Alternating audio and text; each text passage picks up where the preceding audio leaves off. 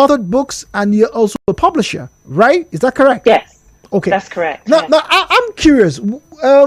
Have you like traced your ancestry? Do you know if maybe one of your great grandfather was Ghanaian, Nigerian, maybe Yoruba or something? So I would say this, as far as I'm aware, and probably owing to the diaspora back in 1950s when my grandparents first came to this country in the UK, things were very different as to how they are today. And quite separated. When they arrived in the UK, there were those signs that said no blacks, no Irish, and no dogs. And to be honest with you, I can relate to all of that. My late grandfather was from Nigeria, and my natural father, my biological father, is half Nigerian. And that's probably about as much as I can tell you. Oh, well, it's good to have you on the program because we will accept you as Nigerian. All right. So before we are done today, I will give you a Nigerian name on the program and we will confirm you. I already have one. Oh, you do? Yeah. Darn it. Who beat me to it? My grandfather before he passed. Okay. Fair enough. All is fair in love and war. But Shai, let's get to talking about modern literature and the diaspora, talking about the African diaspora in particular. Now, you are an author and you're also a publisher. Of keen interest for you is to tell African stories by Africans in their own way. What has been your experience thus far? Let's start with where you are right now in the UK. Who are the blacks that you tend to read their books or help them with their publishing? I would say that it was really for in terms of the publishing side of things, I would say that it was really aimed at aspiring authors from disadvantaged and marginalized groups. So that does tend to be, I would say, the majority of our clientele has been black authors. Probably a lot of them, I would say, are very much in the sort of limbo that I have been, where they probably don't know about their full history and are still sort of making steps and strides to learn about that. And that's unfortunate. I mean, owing to our history, these are part of the downsides, to being a part of the black culture. We don't know where, all about our history as other races have been able to have that privilege. So I would say that's one of the things that I found quite crucial. So in terms of the work that I've done, and in terms of the hundreds of books that we published, I would say that in terms of the black diaspora, they come from all over the world. Obviously their native would be from Africa, but they may not have that information as to where exactly they're from there. Okay, so all Africans, all minorities, basically, you've tried to work with, and we're really focusing on the stories and the books, and like you said, from disenfranchised or minorities are not regularly served. Now, is it my understanding that you have also worked with minorities who were incarcerated? That's correct. So I've had the privilege of working with at least 16 to 18, I think about 16 or 18 incarcerated authors that were very much have either finished their sentence, had just been released, or were awaiting release. So 16 of these, about 16 authors, whether they were just being released or about to be released, you've helped them work with their writing, help them publish books. That's right. What would be the common theme for some of the works that they do? It would be definitely definitely I would say about the prison industrial complex, and the positions that they find themselves in, a bit more about their backstories and how they ended up in those positions, and probably a lot more sort of thinking about the future. A lot of these people that I have worked with have been able to be successfully rehabilitated, so they have spoken about that and how they're able to give back to their communities, but have basically been telling their stories.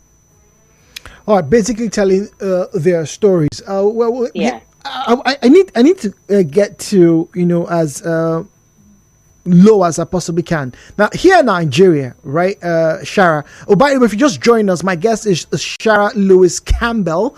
All right, and she is an author and also a publisher. And one of her biggest priorities right now, if not the biggest, is trying to get modern literature from Africans, particularly Africans in diaspora. Now, diaspora doesn't just mean Nigerians or Ghanaians. If I'm not mistaken, you're talking about every African or every individual of African descent. That's correct. Yes. Okay. All right. Great. Now, I want to mention anyone who sort of associates themselves as well with as identifies themselves as Black and part of the Black diaspora.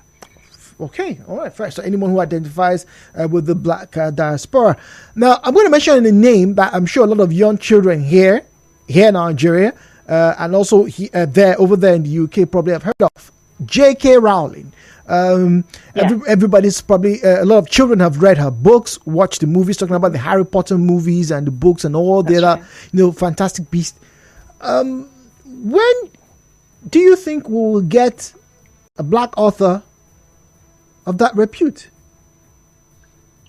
Well, I think it's really down to the individual, I mean, and also about the culture and the support. And I think this is something that can really help bring the Black diaspora together. I think if you look at all the races, there seems to be a lot more unity amongst those groups than we see within the Black diaspora. And we've all felt that and recognized it and witnessed it for ourselves.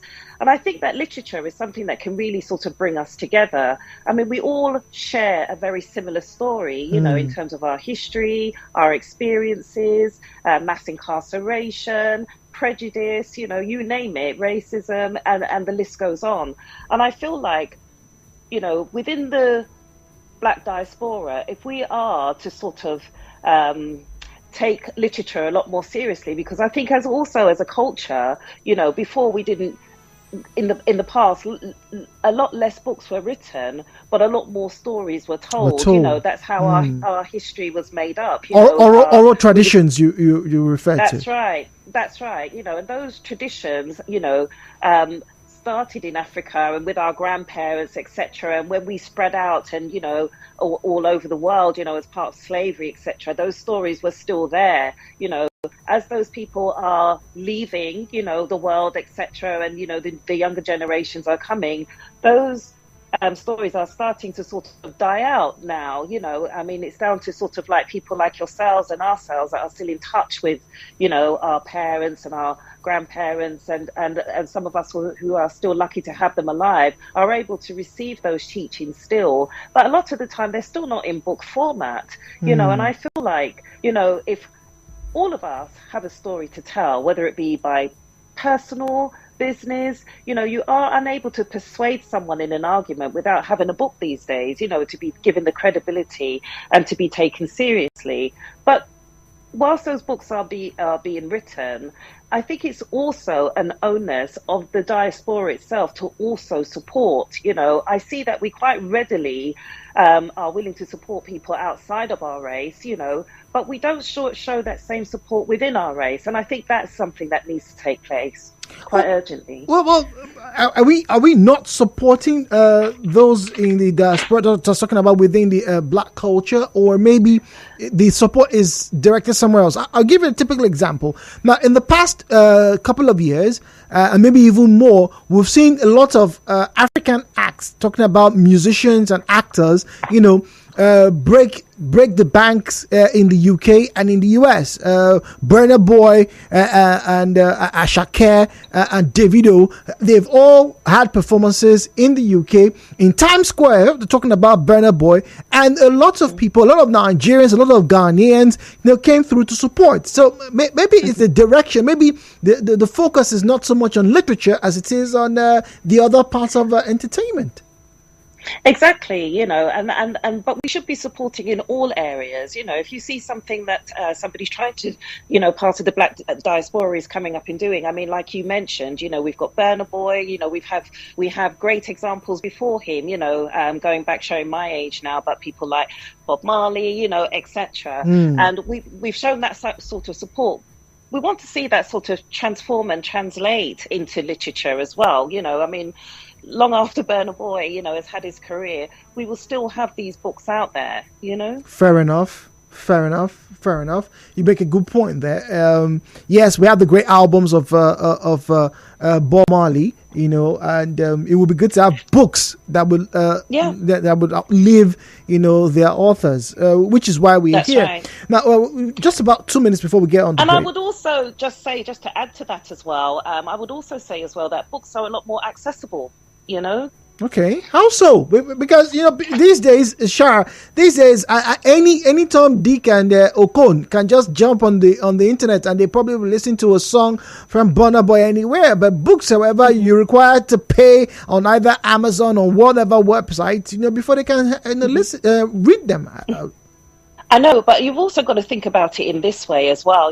Anything worth having is probably worth paying for. A lot of the music that we are seeing and how the culture has changed quite dramatically as well, outside of Africa even. And it, like, for instance, in the West Indies, we see that less is more these days. And unfortunately, due to the streaming platforms, a lot of the musical artists are no longer even earning royalties like they used to prior to streaming. So, I think there's a bit of give and take on both sides that's required.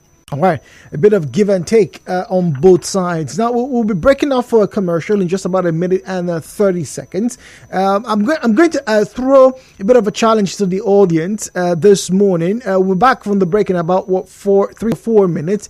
Please, our WhatsApp number 0809-030-6416. My guest this morning, Shara Lewis Campbell, is an author and also a publisher, Nigerian descent. She has a Nigerian name. But we want to also give her a new Nigerian name. So please send your entries and suggestions to 0809-030-6416. And the most entries will probably be the one that we get Shara to be dubbed with before she leaves us this morning. So Shara, we'll get back to you after the commercial. Don't go anywhere. Be prepared, and maybe after the week is over, I'll probably get your title as well. But don't go anywhere. More conversations about literature coming your way. Thank you. All right. So we'll break out for that commercial. When we come back, we'll do justice to it. When we come back, we'll get to talk about some of those who have been writing from prisons here in Nigeria and also in the US and in the UK. Oh, yes, you heard me right. They are writing books and stories from their prison cells. Stay tuned.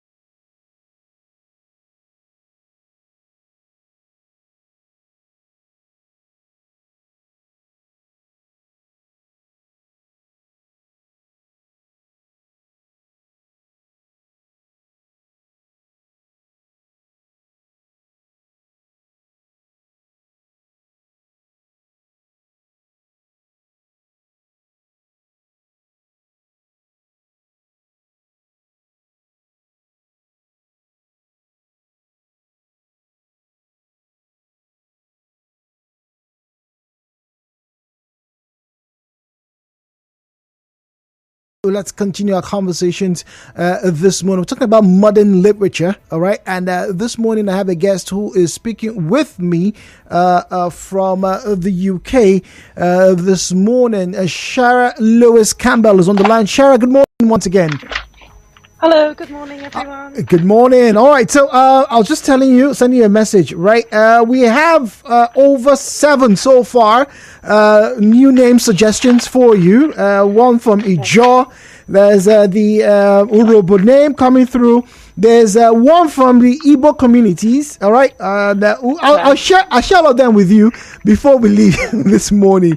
But there's a big question that's come through, and I think we'd like to answer. I'd like you to answer it before we break out for the news updates. Now, this one here is from Felix. Felix is asking, your guest is a publisher. One of the challenges many would-be writers have is the payment for publishing.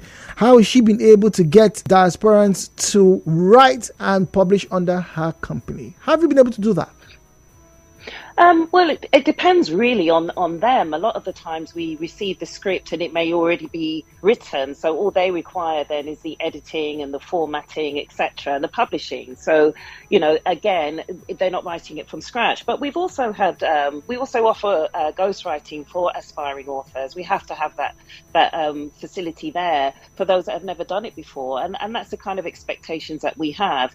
And I also, there's ways that can be paid, and obviously we agree, a payment structure if the funds aren't there, to begin with. But normally when people come to us, the payment isn't really the issue. The issue is just really getting what they want to say documented. All right, interesting. Now, over here in Nigeria, in the past decade plus, there have been schemes and programs to get, incarcerated individuals to take on their O-level examination, what will pass as a GCSEs in the UK. Now, some people have actually, gone through, written their we call them WAEC here, the O-level examination. Some have even gotten some degrees, whilst incarcerated. Now, for those kind of individuals, from your experience, are they able to actually have worthwhile careers? 1 minute, please. Most definitely. I think that, from what I've seen and from the incarcerated individuals that I've spoken to, a lot of them, whilst they're in prison, they were able to get onto writing programs that gives them degrees, etc. And they can even go on to get PhDs, through this qualification, through the time that they're there, and to get access to those types of qualifications. And they've been very successful in their writing, with one particular individual that I work very closely with, Andrew Foster. I mean, he's written 5 of his publications are already being taught, around various universities within America. So, I mean, that's an example there of the kind of success you can expect when publishing with us. Okay, all right. So we're going to break for that news item. We're back in just under a minute. Stay tuned. And when we come back, we'll open the telephone lines. I'd like for you to join in the conversation. If you're an author, if you're a writer, if you are a publisher, and I'd like for you to join in the conversation. Share your views, share your challenges, share your stories in pushing modern literature with our guest this morning, Shara Lewis Campbell. We're back after this break. Stay tuned.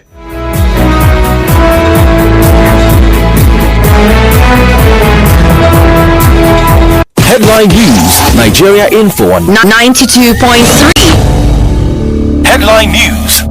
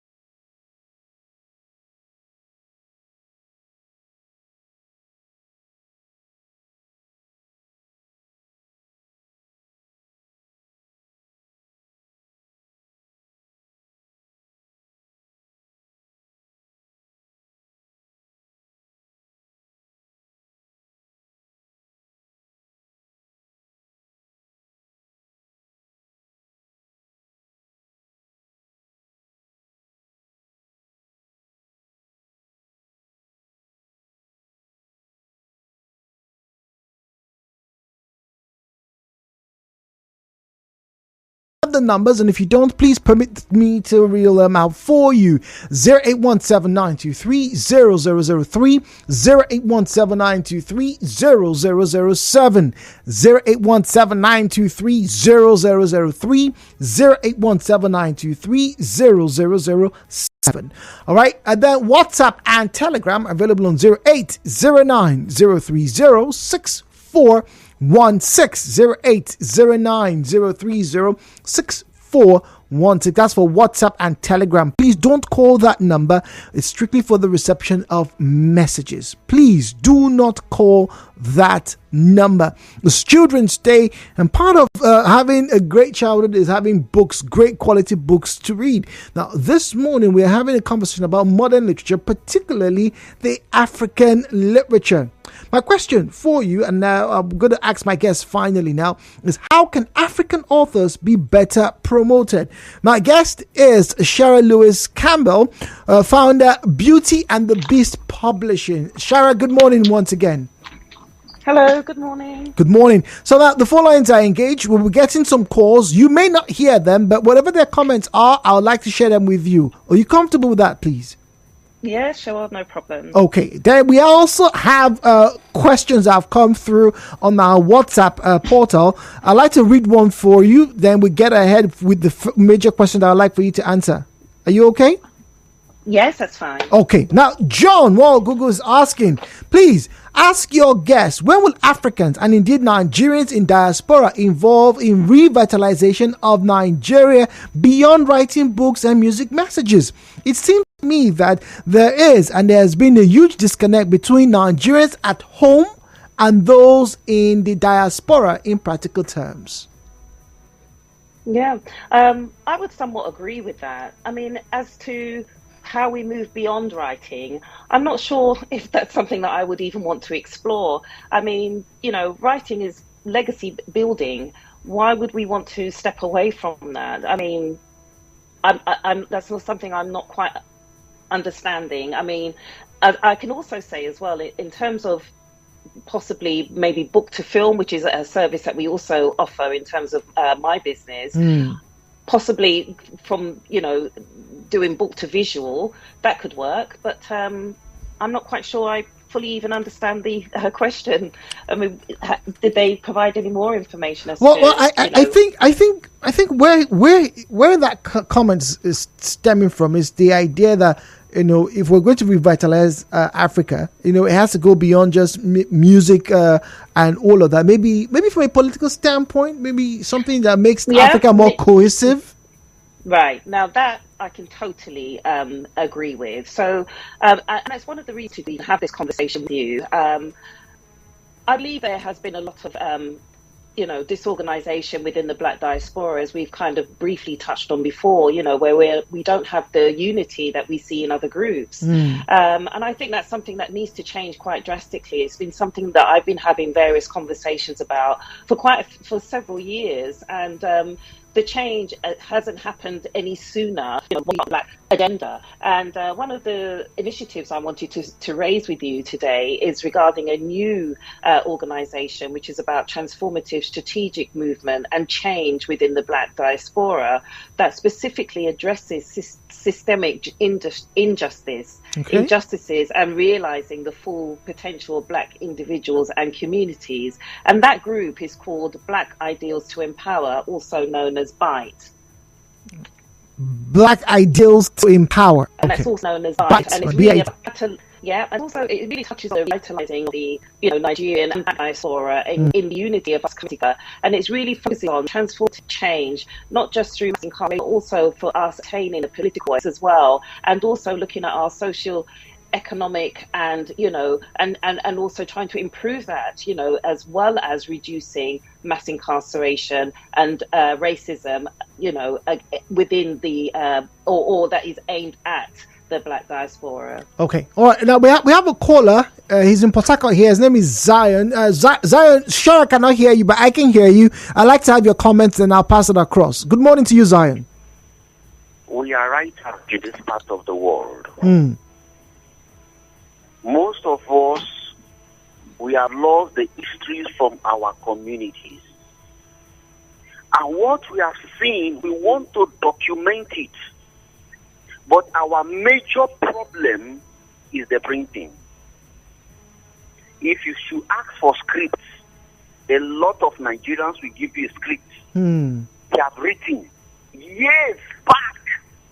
But how can they publish it is the problem. So ask your guests, can they build a foundation from diaspora that can help us here to print these materials to become a history of us being documented? Okay. Number two, Jude, also put this question to your guest. Thank God she's doing well over there and she have a free whatever. Are they having any symposium that can dig or dug out Nigerians that have scripts to come forward? In the words of Miriam Makeba, she said, the conquerors wrote our histories. They came, they conquered, and they wrote. Wrote things like what? The killing of twins. Wrote things like what? Somebody discovered River Niger. Somebody did this. All is directed towards them because they wrote our history, because they conquered us. So I want you to ask her to save our identity. What program can they put for us? Because the printers here in Nigeria will not help you. And most of us, example number one, the first book I wrote, I sold it to Amazon. The first book I wrote in my life, I sold it to Amazon. Sir, all the rights were given to them. All of them is only the peanuts they gave me how many years ago. So put it to her. Can they come home with a program? Because a lot of us want to tell the stories what our fathers told us to preserve our culture and tradition.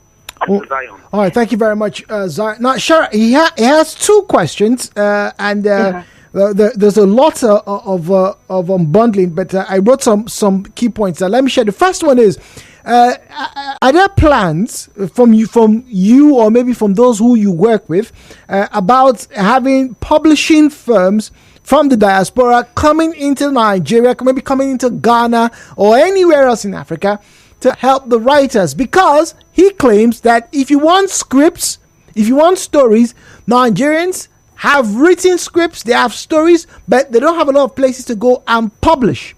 So you are a publisher, maybe you probably have personal experience with that one. That's the first one.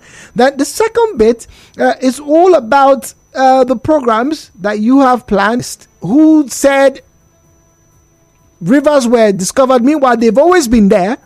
The people have lived with those things. Those mountains have always been there. But now those stories need to be retold by Africans from an African perspective. Is this something that maybe you and those who you work with are looking at helping to change? I support that 100%. I mean, in terms of the organization, my business, we work on an international basis, so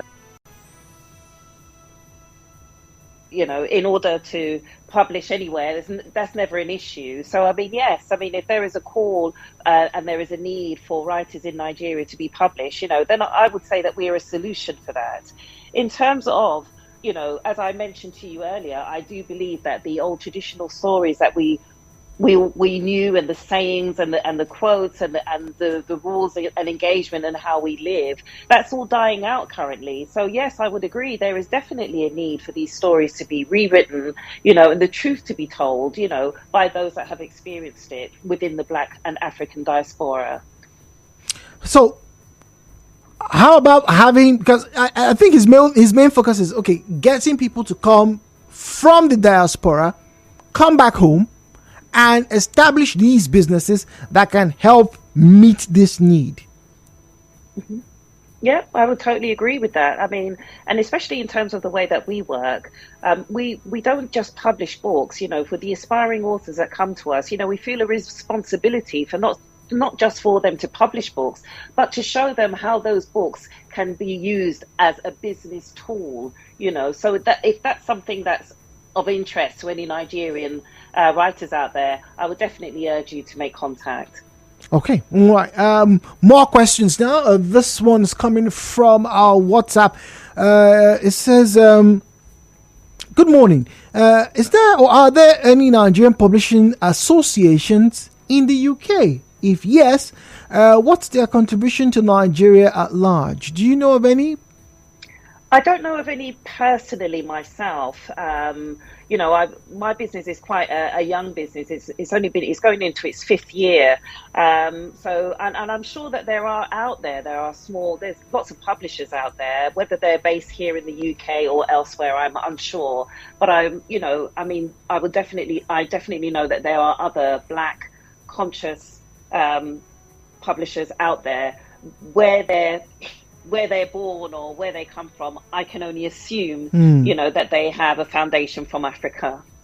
Okay, all right. And from what I've seen of those businesses as well, I mean, they're definitely promoting that aspect. Frank here says, good morning, Jude. Please ask your guest, in all her years of business, particularly in the writing space, how does she tackle racism? I have a friend who's in the UK, and he says the racism that he experiences in the UK is not as loud as in the US, but it is still there. Shara, what's your take on this, please?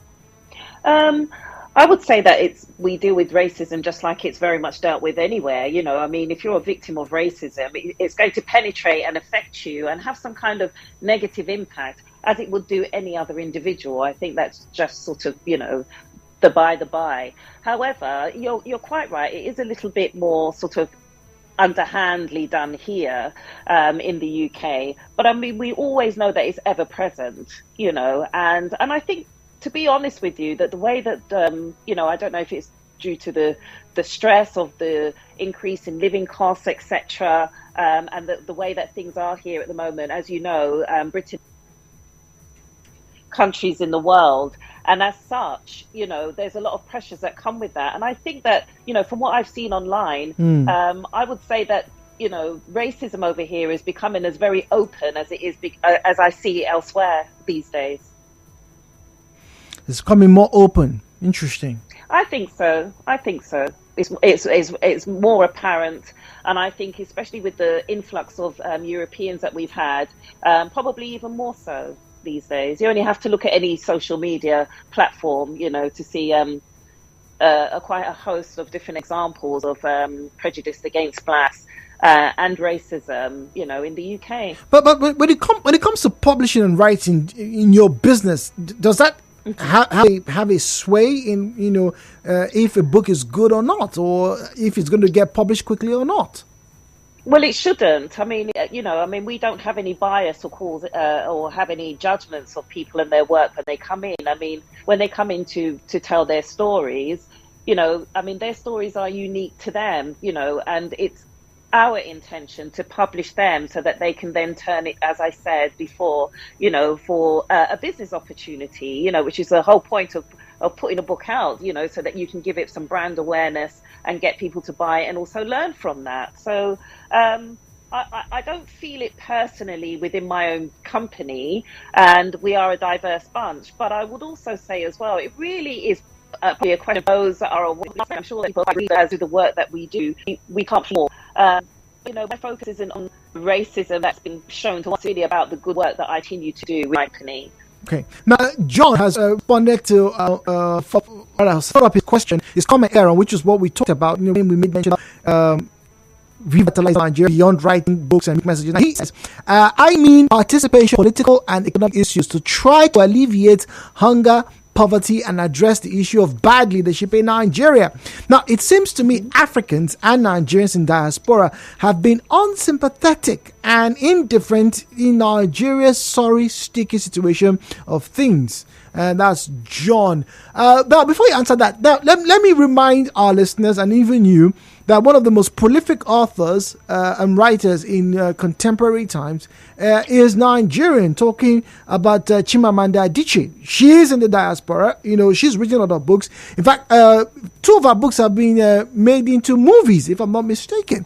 So that's correct. So I think he has now given clarification to his earlier statement, which is what you touched on, that more needs to be done, to get the diaspora involved in politics and economics. I agree. Yeah, 100%. And as I mentioned, this group that I talked about earlier, that was founded by these 4 incarcerated individuals, Andrew Foster, Focus, Inspector, and Mr. Pounds, William Pounds. This group, Black Ideals to Empower, focuses primarily on catalyzing transformative change within the Black diaspora, which includes the African diaspora. And I mean, that's where it stems from. That's the foundation of it all. And, we are keen to have a political voice because at the moment we don't, and that's something that we need to do. And I feel like by doing those things will help to bring the Black diaspora together. 4 minutes. I'll go back, take one more call here. My 2.3, good morning to you. Welcome. Oh, there. That's a drop call scenario. Apologies. Please do call back. Facebook and X, you can find Nigeria Info page. Nigeria Info.